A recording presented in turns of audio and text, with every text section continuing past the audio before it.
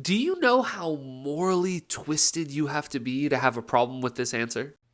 Do you support Israel's right to exist as a Jewish state? I support Israel's right to exist as a state with equal rights. I believe that every Why state... not as a Jewish state? Because I'm not comfortable supporting any state that has a hierarchy of citizenship on the basis of religion or anything else. I think that in the way that we have in this country, equality should be enshrined in every country in the world. That's my...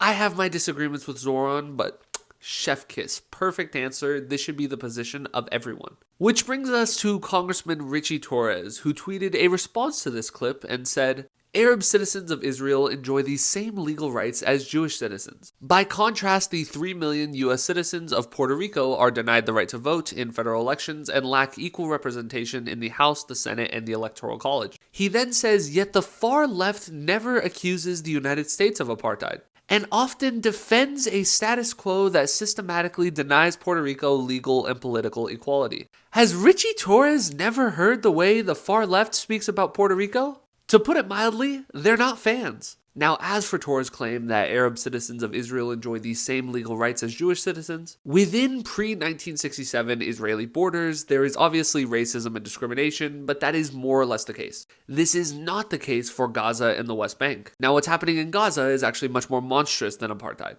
As for the West Bank, Area C specifically, that is apartheid. I think you can also make that case for areas B and A, but with Area C, it is clear-cut. Israel has military and administrative control of Area C. There are hundreds of thousands of Palestinians that live there and hundreds of thousands of Israeli settlers. There is not even remotely equal treatment of those two groups by the Israeli government, despite them having control of that territory. There is effectively segregation in that area. The Palestinians are heavily restricted in their ability to move, their ability to build. The people born in the settler population are able to vote in Israeli elections. That is not the case for Palestinians born in that same area. Richie Torres is being incredibly dishonest by comparing that situation to the status of Puerto Ricans. As Torres mentions, Puerto Ricans are full US citizens. They can freely move to other parts of the United States. If a Puerto Rican moves to New York, which they can freely do, there are no restrictions, they can now vote in US federal elections. Vice versa, if a rich person in New York wants to move to Puerto Rico because they don't want to pay the federal income tax,